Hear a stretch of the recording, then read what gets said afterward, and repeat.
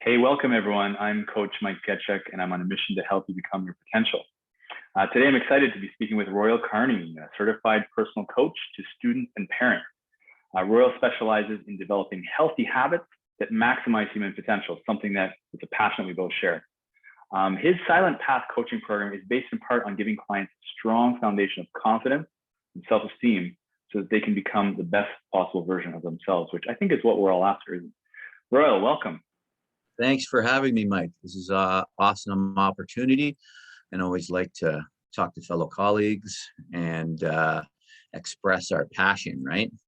Yes, I'm glad you're excited. And more than anything else, I think I'm curious about you to hear your story. This is the first time we're talking face to face, but you mentioned that the reason you focus on coaching teenagers is that you got yourself into a lot of trouble as a teen, drinking and fighting, you mentioned. You told me I had so many close calls in my life and was only lucky to come out of them alive. Give us a look into your teen years and how this led to the work you're doing now. Yeah. It's so I was, your typical normal Canadian kid growing up playing sports, and hockey and baseball at that time were the big sports in Toronto. Basketball was in its infancy. Soccer was still, this was coming up and getting strong, but I started in both those sports and was never really a good student. I peaked in around grade 3. I remember I had a perfect spelling test and around 30 in a row. But that was like the peak of my academic career until I turned it around. But so I was basically an athlete, and I always liked activity. Being a boy, I liked to be I was always into wrestling and martial arts, etc. But really focused on baseball and hockey. And around 15 or 16, you realize whether you're going to pursue hockey as a career, right? And my goal was to make the OHL, the Ontario Hockey League, and that wasn't going to happen. Just wasn't good enough. And so I played for my high school team for a bit, but then realized that I wasn't going anywhere, and so I stopped playing. And that was a real turning point, a detrimental at that time turning point for me, right? I lost my focus and the identity I had tied up in being an athlete and someone who was really physical. So that was gone, and I couldn't fall back on my academics at that point because I just wasn't good at school, and I was skipping school a lot. So I look back at it now as a loss of identity, and I started fighting and drinking a lot with my friends at the time. And so it manifested in me getting an identity as a rough kid and a fighter. So I got a lot of attention that way, but then my life started to spiral downwards. So I continued fighting, and I was in a knife fight where I got cut right in my neck, and it was very close to an artery. I was only lucky, told by the doctor when I went in to get it stitched up, you were like someone was watching over you, which I always believe in my life. So that was a close call, and the turning point for me was I was coming back from a bar one night on Queen Street with a group of my friends, and we were, of course, intoxicated. And I bumped into a group of adults. So they probably were 25 years older than me, but I bumped into a man being the jerk that I was at that time and misdirected. And I started a fight with him, and I hit him so hard, I put him out cold. And I thought I killed him. And it shocked my system. How old at this time? I think I was 19, 18. Wow. So old enough to know better, and an adult. So I ran because I was already in trouble with the police at that time. And I didn't want to stick around, but I thought I killed him. Later on, I found out he got up, and I made a promise to God right there that I will turn my life around, because it's kind of scared me straight. And from that day forward, certain friends had gone on to university. I was, at that time, OACs were involved, right? Grade 13. Same here. Yeah. So I had to go back and finish grade 12, and I had to redo grade 13. And so I went to an alternative school, and I had a fantastic teacher. An alternative school at Seoul in Toronto. It's basically like coaching, life coaching. It's the funny thing. It's one-on-one communication with somebody. And I met a teacher named Lisa Turner there, and she really helped me find myself and helped me settle into myself without any judgment.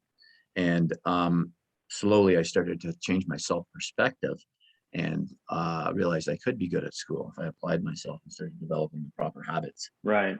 And I was just lucky to turn it around because I had so many close calls, like I told you before.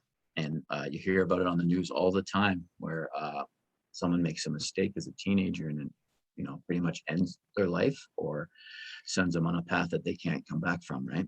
So, You snap in the moment and then you do something that yeah, impacts the rest of your life and you that's can't right. reverse. That's right. Yeah. So I had many of those moments, but I was lucky that I was able to turn it around. And so that's where my passion lies, where I Mhm. see kids that I teach now that possibly could be going down the same road as me, or they're at their infancy of it and trying to change their self-perspective. And if you change your self-perspective, as we know, the examples are there in the world, you change your life, right? You can change your life for the better or for Absolutely. the worse or for the worse. But if you like, as a coach, we want to change people's perspective, Wow. self-perspective for the better, right? What an incredible story. So there's a lot going on there, but it strikes me that you've essentially become the mentor that you had. Her name is Lisa? Lisa Turner, yeah, Yeah. she was fantastic. I only had her for a year, but Uh-huh. it's incredible someone's impact. Even like you can have a conversation with someone and they can impact you deeply, right? So now So I you're was doing the fortunate. work that she was doing with you, essentially. Yes, yeah, I love for that. sure. Yeah. And I had a lot of good people around me. My parents are fantastic, and that's another aspect of this. Like when you're a teenager, it's very hard to listen to your parents. Very, very rarely does that happen, right? The message I gets tuned recall. out. I think it's like, from talking to parents the last 15 years, it's pretty much common, right? So you need that outside mentor to really help you and guide you that can really get a message, a clear, positive message across to somebody, right? Why don't young people hear what their parents have to say or take it to heart? Is this something that you've seen change over the years? Is this universal and going back to the dawn of time? I think it's universal, right? I mean, like it's just familiarity breeds contempt. I believe the saying goes, right? Yes. Like when you're just too familiar with something, you stop listening, right?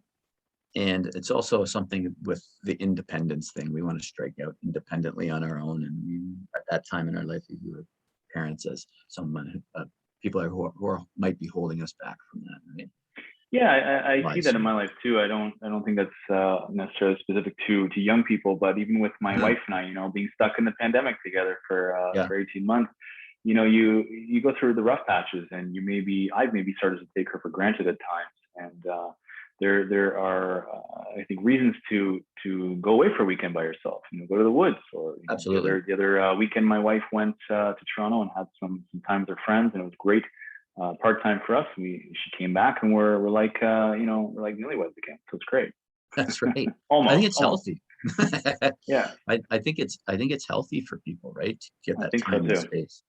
Time and space for sure. Yeah, And yeah, so I think it lies somewhere in there, right? But you're right, it's not right. exclusive to just teenagers and parents and children. It's Hmm. even couples too, right? And you mentioned that you weren't strong academically. I really wasn't either. I was sort of a B student. I mean, not the worst kid in the world, but Right. and until 16 you were in sports, which kind of kept you in line, gave you the discipline to maybe keep your life moving forward. But I've Right. seen this a lot where people leave sports or even the military, and they lose that discipline, and Yeah. things start to go wrong. Have you noticed Mhm. this as well with your clients? Yeah, yeah, particularly like students who move on and then they stop playing sports for sure. They Yeah. lose that discipline. It's a positive outlet, right? And it's a way of for me, I can speak for myself too, is I am much healthier mind, body, and spirit when I'm keeping track of what I'm eating. I'm getting up at a certain hour. I'm working out consistently. I'm a much healthier human. My wife can attest to that, right? And and it transcends from my physical to my mental to my spiritual health, right? Oh, I 100% know what you're talking about. I think that's so important. If you want to leave a wholesome, fulfilling life, you do have to focus on all of those aspects. There's the mental, the physical, the what you're eating, Right. and I've recently come to discover this firsthand about diet. My wife Mhm. and I, we went on a 90-day cleanse, and we sort of stopped eating all sugar and fruits and gluten and grains. And it's amazing the mental clarity that brought me Right. within the first week or two. And we've really been able to stick to that because we see the results and we feel it. So, but I know when I have a cheat and have a pizza or something, I'm like in a bad place, energy levels, and even Yeah. like start with the self talk. It's amazing how much that does impact you. We don't really talk about that enough, I would say. Right. Right. No, I agree.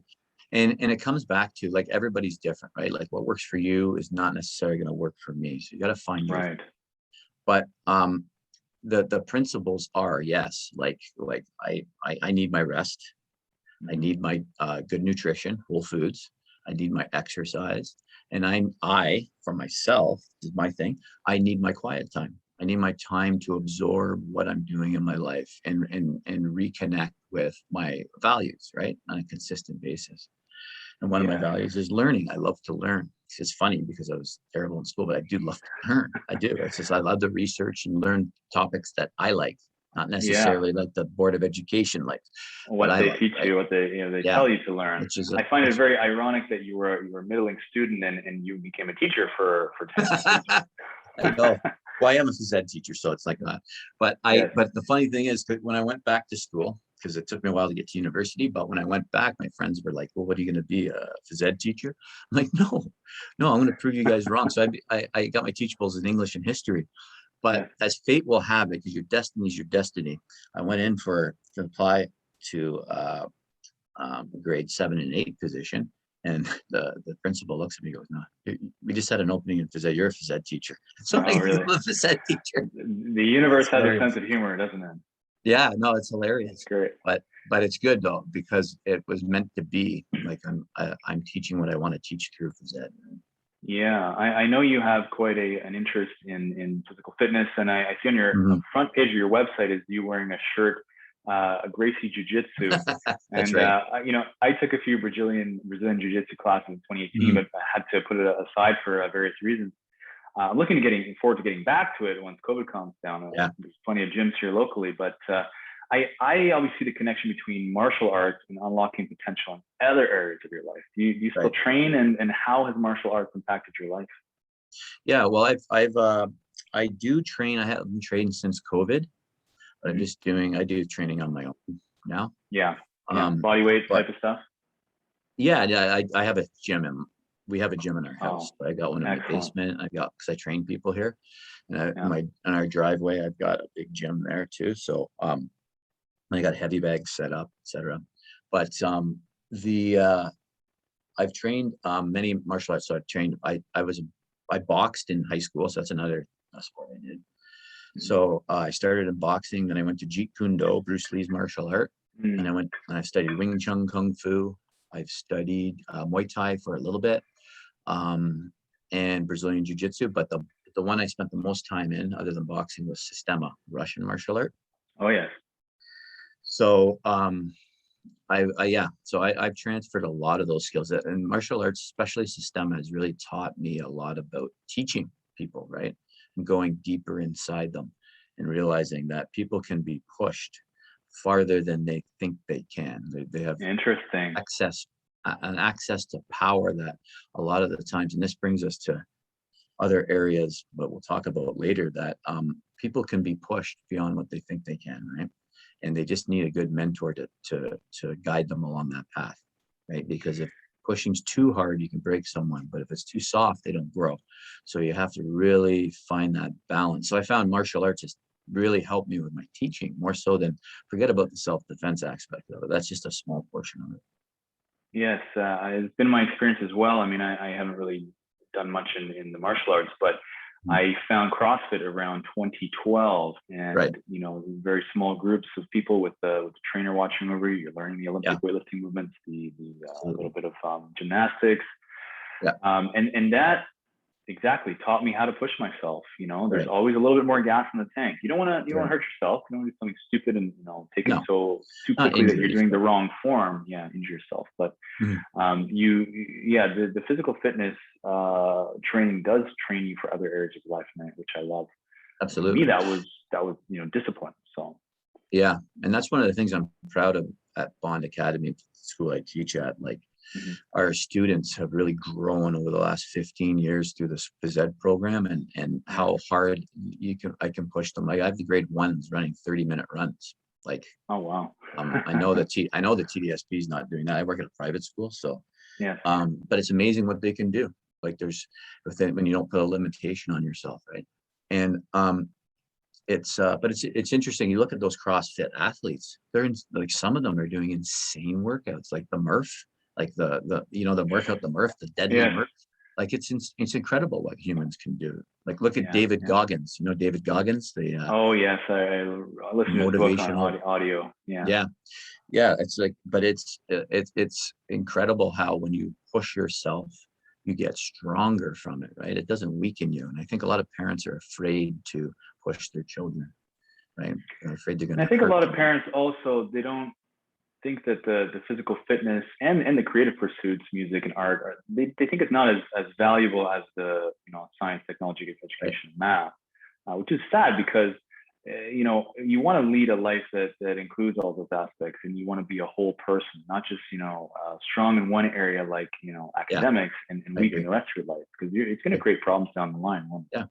Socially, and also like a mental toughness aspect of it, right? Mm, How are they developing mental toughness? Because if you're a doctor, you're a lawyer, you're going to need that mental toughness at one point in your life, right? You're going to come across a case, you're going to come across a surgery that you haven't faced in the textbooks. How are you going to deal with that? How are you going to deal with that adversity, right? How are you going to be yeah, resilient to bounce back in when times are tough, or in life? Life is going to be tough at some point, right? So it's like, how can we teach our kids to have that resiliency and call upon that strength when they need it? And I think in yeah. the way the world's going now, they're going to need it even more, right? I like to say that to be alive means having problems, and Mm, there are some people who will look at those problems and say, forget it, I just can't do it. They'll exit from the challenge. But there are yeah, those that say, okay, well, I kind of love this. Those with the growth mindset absolutely. say, this is a really interesting problem.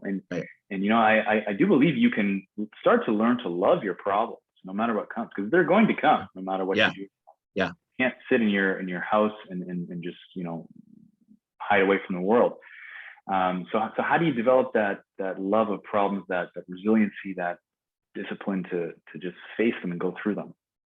That's a good question, right? I mean, that's like, man, if I had that answer, but but I think there's like little ways, right? Like for teaching kids and teenagers, it's like through phys ed, like I get them doing little physical challenges, right? Like, as far as timed runs go, as far as pushing them in basketball games when they're tired, when they're hurt, and they want to come off, but I know they're not really hurt, pushing them to stay on because they have a responsibility to their team.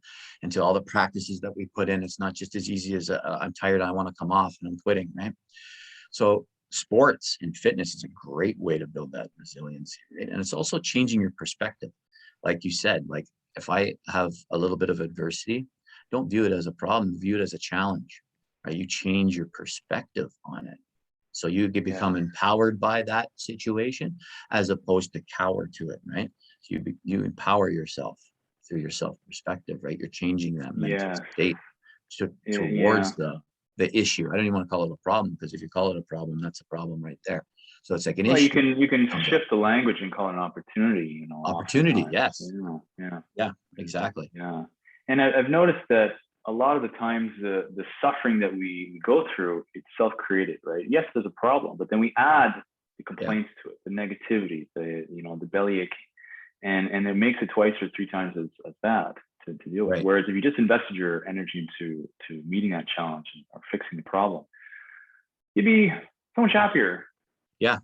Yeah. And Yeah. again, you're right, because that empowers you instead, right? As opposed Yeah. to weakens you, right? I think we do a lot of things that weaken us. And Right. that's Right. that's I a would that's a agree. as a coach, that's a great area to hit, I think. Yeah. Yeah. Well, let's talk about habits and discipline. I know there was another book I want to read, and it's David Goggins' vein, former Navy SEAL Jocko Willink. He has Uh-huh. this great line in a book by the same name: "Discipline equals freedom." I love Hmm. that. Yeah. When you're handling the everyday stuff, making the bed, doing the dishes, taking care of your body, taking care of your mind, you experience less bullshit and you have far more time to focus on and enjoy the big picture stuff. So tell me about your thoughts on habits and what that means to you. Well, I mean, like, obviously, like, our habits create our reality, right? If I'm studying consistently for a course I'm taking, probably I'm going to do well on that course. If I'm eating healthy and working out all the time, I'm probably going to be physically fit and feel better about myself. But it's the doing that's the tough part, right? Like we have all the answers. You can Google anything in the world. We have such access to information now. It's like nothing's a mystery. But it's the doing. It's the doing. It's the discipline, right? Can you study every day in med school? The difference between someone who gets through med school and becomes a great surgeon and someone who doesn't is like just discipline. They studied consistently. They did what they needed to do consistently. So it's the doing, right? It's the discipline every day to be healthy. That's the hard part. I find when I train people and coach people, it's like, that's the hard part for people, right? It's like, it's the simple things. They want some creative, magical answer, but it's not that. It's like, are you disciplined enough to have great habits consistently, right? Healthy habits consistently. Are you disciplined enough to put in the work? The doing is the tough part. I mean, we all know that our habits are what are going to make our good habits are going to create. And I think this has been a life. challenge for humans since forever. I mean, I remember reading, Marcus Aurelius, Stoics. He talks about how, stop talking about what a good man looks like. Just be one. And so even for him, the emperor of the known world was struggling with taking action. So why is it so hard for us to just do it? We know that the outcome will be much better than the outcome of not doing it. So why don't we just do it? Because it's hard. It's hard. It's easy to sit on the couch. It's easy to sit on the couch and we all want comfort, right? It's easy to sit on the couch and eat Cheetos and watch your favorite Netflix shows and binge watch, and instead of creating a business, instead of studying, instead of eating healthy, instead of exercising, because it's something in human nature that goes back to comfort, right? Yeah. Safety. I'm going to ask you a question that is really a self-interested question. I'm very interested in this for my own personal research. What's an ideal percentage of doing to not doing, or the not doing maybe is recovering or relaxing? I mean, and maybe it's personal to the person, but like, obviously you can't push all the time. How much rest should you take? Yeah, you want to balance too, right? Like, I'd say 80-20 is to me, because like, I even say that to people like who are trying to like fix their, I'm not a dietitian, but to fix their eating, right? To create more healthy habits and eating, like 80-20 rule to start with, because if you're depriving yourself or you're trying to push all the time, you burn out, right? Right. So, I mean, what would you say? Well, I know that I've burnt myself out many times, and I'm sure it's the last time wasn't the last time. I love working, and I have a habit of pushing, and I ask my friends and family, hey, how much do you think this is me trying to escape my problems, and how much do you think I just love working? So I don't know. I mean, I typically, I get working around 8 in the morning, and I quit by 4. I take my daughter, we cook dinner, we go to the park, whatever, and then she's in bed by 7, and from like 7 till 10, I'm pretty much relaxing. So 3 hours out of my 16 waking hours seems to work for me, and my wife and I have a good balance. She starts working at 4, so. For me, it's working now, but I feel the need, or I feel the pull to start doing more and more, because I could work till 7, 8 in the evening, no problem. It's almost like a compulsion. Yeah, and again, if that works for you, that is that's fantastic, right? Right. Your schedule, I'm similar to your schedule. Sometimes, if I'm training someone early, I start earlier, but I need that downtime too. Right? Yeah. Because I think I'm more effective coaching or training someone when I can absorb more of the process, right? Like thinking about my clients more, what they need more, doing a little bit more reading and researching on my own, watching a podcast that might give me a great idea that I can implement and apply.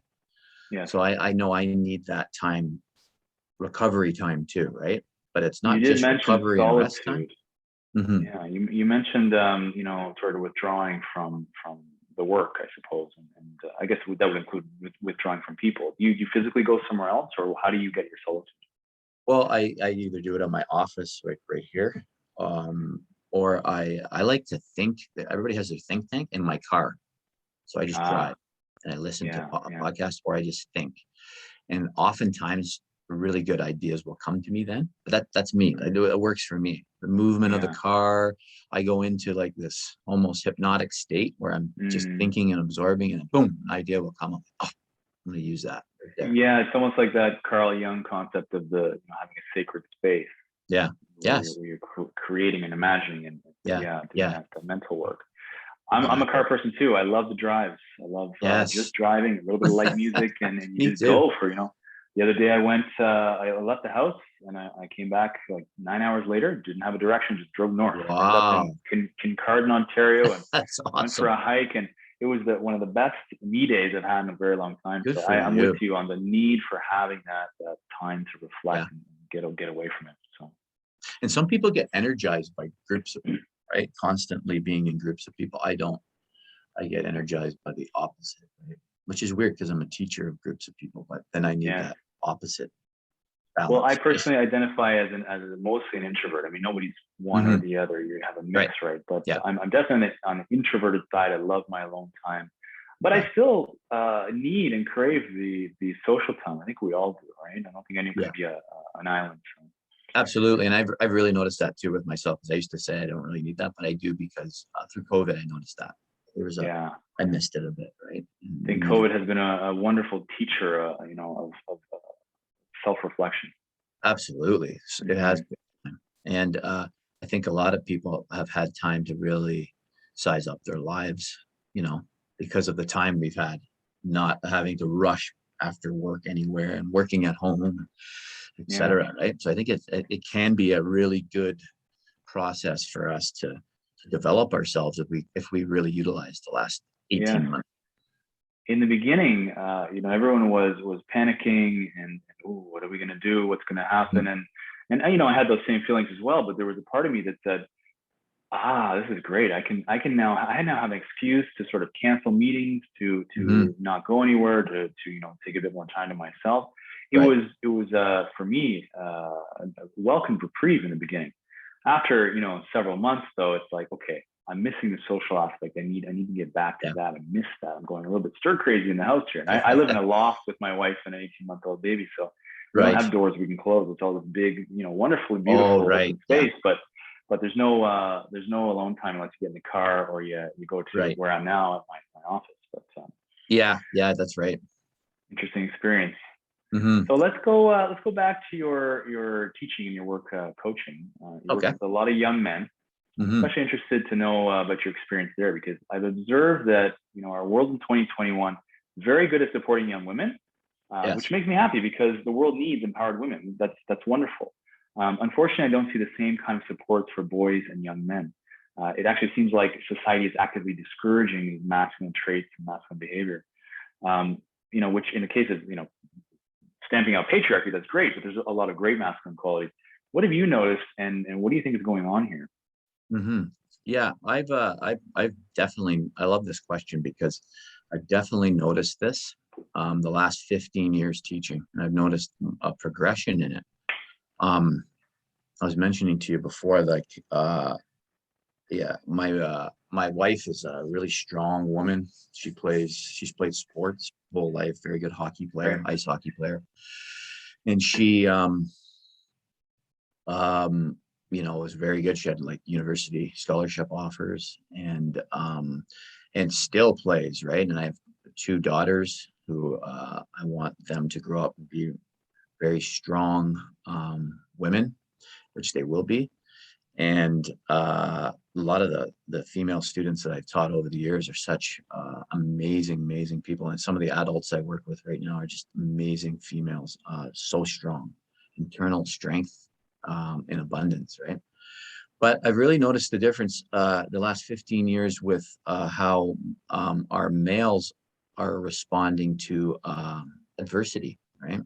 And their ability to be resilient, like we talked about before, isn't great. And so it's really manifested in our school with our championships. Our female teams win multiple championships and our male teams hardly win any. And again, that comes back to that resiliency. And I've really tried to rack my brain around it to figure out why are our boys teams not as resilient as our girls. They can be down and out in a game, an underdog team, and come back. It's happened many times, but it's never happened with our males.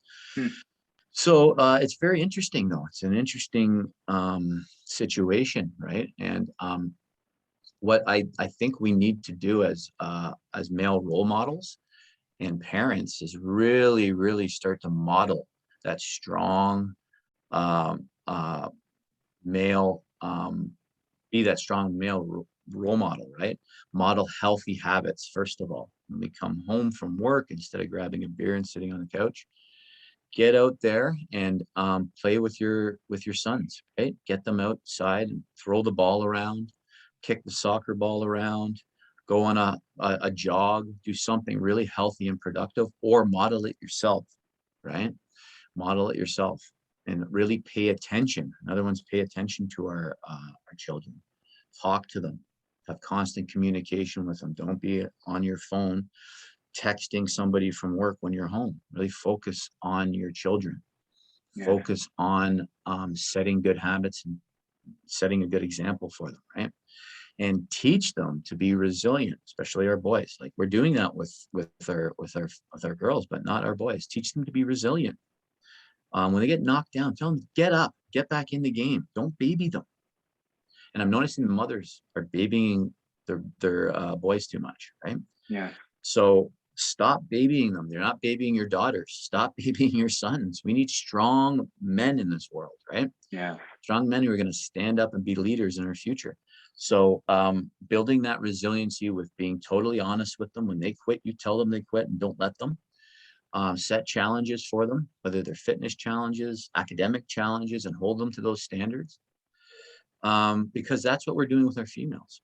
So the males have to follow suit, and because we need that in our world. We need that masculine energy. We're going to be strong in a positive way, right?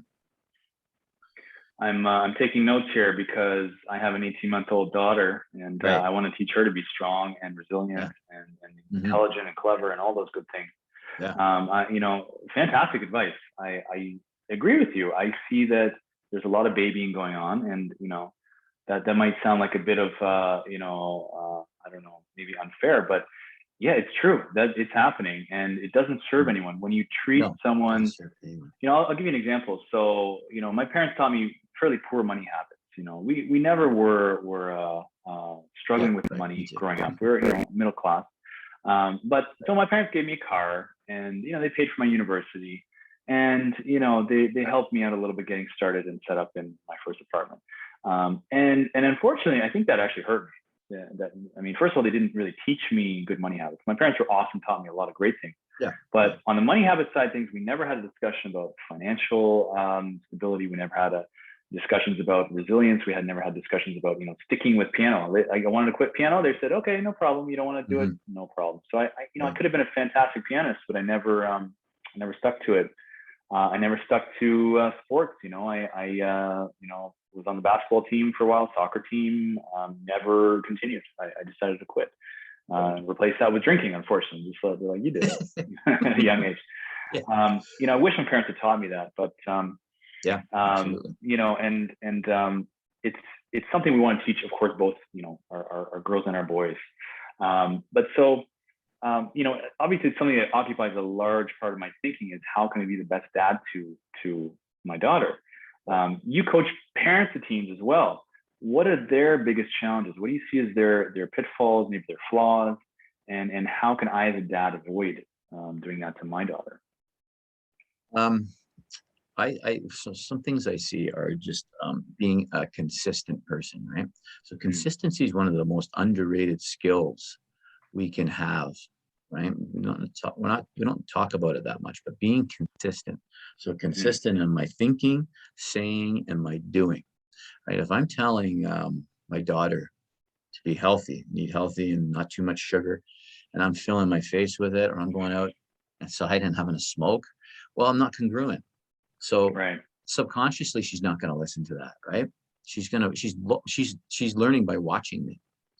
So that it's the consistency of my modeling. I have to model the behavior that I want in her. And it's the exact same at school. So it's like, so a lot of parents want their kids to be focused in school and want them to be paying attention and listening to the teacher and doing well in sports and doing well in music, but they get to school every day late. They're frazzled and they're confused, right? So their life Mixed isn't, messages. that's right. Their life isn't congruent. So number one is have congruency in yourself. If I'm going to teach someone something, I like just like you coaching, if you're going to coach a client to do something and have good habits, you have to have them yourself, right? Exactly. Otherwise that message isn't coming through. So as a parent, it's the same thing. If I'm modeling the wrong behaviors, but I'm trying to teach opposite ones, the The example's image not of there. the doctor smoking a cigarette as he tells you to quit Yeah, smoking comes to that's mind. right. That's right. Or the So, dentist with bad breath. My yeah. dentist had, when I was growing up, my dentist had the worst breath. And it's like, Oh. this doesn't match up. Yeah, it sends you So, the wrong message about the importance of dental care. right. So it's like, there's no congruency, right? So what are they learning? People learn mostly by watching, not what's said, but what they see, right? They see models. So are the examples set? So we really have to live that way and set that example as a parent. If I want my kids to be concentrating in school and focused, well, my life has to be focused. I have to be able to get them there on time. Their lunch has to be packed. There has to be a system and an order to things, right? Otherwise that message isn't coming through to them, right? And that's the message they see every single day at home. So what we try to teach at school gets undone by what's done at home. So there Right. has to be a congruency happening there, right? Consistent system. I completely agree with you, and I notice this with my daughter as well.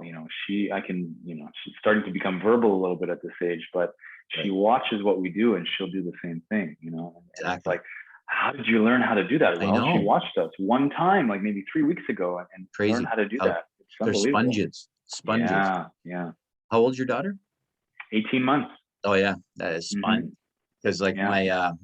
my nephew is the same, 18 months, and he grabbed the phone the other day and he goes like this. He starts scrolling. He just saw it. It's like, Yeah, he goes on it's a Instagram, he's window. scrolling. It A was window hilarious. into his daily life. Yeah. Yeah, yeah, and it's like they watch so much and they absorb everything, right? And so especially at this age, the development is so important. So it's so You raise important for us. another interesting topic here is the role of phones in children's Mhm. lives now. Obviously, you and I didn't grow up with a cell phone in No, hand, but my daughter, we don't let her play with it, but she'll grab it right. sometimes and she'll see us using it.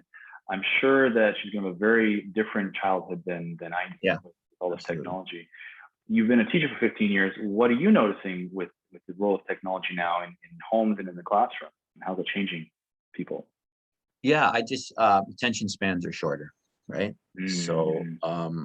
that's just how the phone is designed and the access to information is designed, right? You look on Instagram, even like for us adults, it's like you've got 2 seconds to get our attention on a scroll, right? Yeah. Otherwise, I'm past your post. It's like, Yeah. so it's like minimizing our attention span as we go. So to get the attention of our kids is going to be much harder. We have to be more creative as parents and teachers to capture their attention. But I think if we're authentic, like I said, we live like what we're teaching is how we live. I think that's our best shot to get their attention. So is a strategy then to say, okay, between the hours of X and Y, I'm not going to touch my phone, or what do you do to For sort a of parent, you mean? demonstrate? Yeah, for the parent. Yeah, that's tough. I think so. I think like what I'm trying to do with my girls when they're talking to me, and I've caught myself a couple of times doing it because we all make mistakes and we have to regroup and go Yeah. back and refix ourselves. But I'm on my phone scrolling and Kennedy's talking to me, my oldest, and I'm like, Yeah. oh, what am I doing? This is exactly what I don't want. So I have to put my phone Yeah. away and focus my attention on her because I feel if I do that, I'm giving her the best shot to have a voice and Mm-hmm. be confident in who she is. Yeah, it doesn't send the best message to your child if you're giving them half your attention, whether that's with a Yeah, phone or doing something else. yeah, I mean, I think at any age, a child wants to be heard and wants to be to be connected to their parent. Like Right. my dad was often absent and missed a lot of birthday parties and plays and things like that. Hmm.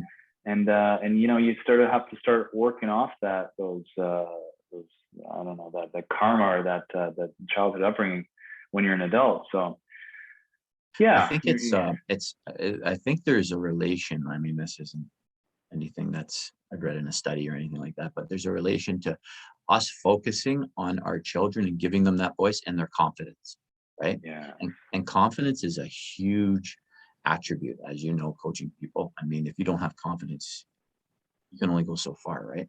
Or not at all. So you need that self-belief and that voice, right? And you can work from there. You can do anything if you've got that. So I've I think it's noticed that the confidence is something that's mentioned quite a few times on your website, and so obviously it's Mhm. an important value for you. How do you? Well, two questions I suppose there. How do you impart that confidence to somebody? How do you train them to be confident? And second thing is, um, why is it important? Um, well, to build it in somebody is to give them a voice first of all, and that's first to really listen to them, right? And in a way, it imparts that what they're saying is important, right? And second is when you're like as a teacher, I'm constantly building them up with praise, right? Not only praise, like I'm severely honest at school too. If they don't work hard in a game or doing fitness week and they're not working hard, I'm totally honest with them. I said it wasn't your best effort today, and I'm not that nice when I say it. Right? I'm very strict with it because I want them to build that resilience, right? And when they start building that resilience and they have a voice together with that, I find their confidence goes up, right? And it has Yeah, something to do with the physiology, like creating a strong physical person as well as the mental side of it, right? Really helps with the confidence. That's why I love the fitness and sports aspect of building someone up. So through my hmm coaching, my life coaching, I really maintain a physical element to it, especially with the teenagers and kids. Um, so those areas I really try to hit, right? So praise, giving them a voice, and being completely honest with them so they can build that hmm resiliency, right? And bounce back next time. So because when they bounce back and they come back from a bad effort, you can see that they're empowered from it, right? They've taken Excellent. control of their life through actions. That honesty, I think, is something that's lacking, well, in the educational system, but also I think from parents sometimes. Hmm. There's a desire to only want to give the praise, positive reinforcement, but I do believe there's a role for negative reinforcement. I I do remember too. I had this teacher in grade 10 computer class, and the regular teacher was off on sick leave or something, and he came in to replace her. He was this ex-U.S. military guy, Right. very very strict, very a disciplinarian. I ate that up. I love I craved that structure. I craved that. Yeah. He would tell us Lots of when people our do. work was terrible. Yeah. Yeah, and I think especially the boys and the young men too. But you need that. You need someone to tell you, no, You you made a do. mistake. You messed Yeah. up. Like this is not the way you want to operate. That's right. But one of the best learning lessons I ever had, I was playing MTHL hockey at the Mm-hmm. GTHL now, but MTHL back then. Um, and my uncle's David Branch. He's the president or former president of the Canadian Hockey League. He's now the commissioner of the Ontario Hockey League. So he was at my game watching, and so I got like 2 goals and an assist that game. So after the game, I'm like pretty happy with myself. Come out of the Yeah. dressing room. I'm ready for my uncle to say, that was an awesome game. He goes, that was your worst game I've seen you play. I'm like, what? Really? And he's like, yeah, you lost like 5 battles in the corner. You didn't win any battles on the boards. You didn't back check properly. Yeah, you got 2 goals and 1 assist, but you guys won like 9-1. So it wasn't a very good team you played. You didn't work hard. And I was like, So that hit my nervous system, literally. Like it shocked me to the core. Yeah. And I've used that to this day. Like that, just because you get like 20 points as a basketball doesn't mean you had a good game. You might have played terrible on defense and given up 18 on your side, right? You might not have dove for that loose ball. You might not have rebounded, boxed out properly. So honesty is huge, right? Yeah. And that's Speaks what volumes that you're talking about this story years and years later. Yeah, still stuck with you. Yeah, absolutely. That stuck with me. I was like maybe 13 at that time. So, fantastic. it's very interesting. Like when you apply these lessons to kids, they actually respond to it. But our parenting isn't coinciding with that on a whole. I mean, Right. like there's some great parents, but on a whole, from what I'm seeing, it's like that honesty element is missing, and that Yeah. pushing element is missing. So the resiliency is missing, right? So this is a bit of a wake up call to any parents watching that don't be so weak with your children. Right. Maybe the tough love thing can work. Yeah, Speak not all the time. It's got to be a balance, right? But you can't for always, just sure, like you said, it's not always positive. It's not everybody gets a for sure. trophy. What are you learning that everybody gets a trophy? That's another Well, I think that teaches you that life is easy, and once right. you hit the real world, you realize it's not. It's not there. Yeah, You have to work for what you want. If you want to build a business or climb the ladder or yeah, whatever you want, there's going to be a lot of work involved. And like you said, those challenges, you need to sort of have the resilience to bounce back from those challenges. exactly. Well, I think that's a fantastic place for us to leave it. Is there anything else you want to leave us with before we wrap up? No, I uh I love this conversation. This is awesome. I'd love to do it Oh again. yeah, it's been a pleasure, Royal. Um, if anybody wants to check out my website, it's the silentpathcoaching.com. I was And going to ask, is that the best place to find you? yeah, yeah. And also Instagram at Carney Royal, Carney, Royal Royal. I have a lot of posts on there from the coaching and training that I do. But Great. that's the best way to reach me is on my website. You send me an email. Excellent. So we'll put those in the YouTube notes and on the Amazing. website as well. So That's awesome. it really has been a pleasure. I'm glad we connected and found each other serendipitously, and I'm sure we have more conversations ahead of us, Royal. So thanks Yeah. for your time today. Appreciate it. Thanks, Mike. I really appreciate it. This is awesome. All right, we're going to talk again soon. Thanks a All lot. right, great. Thanks.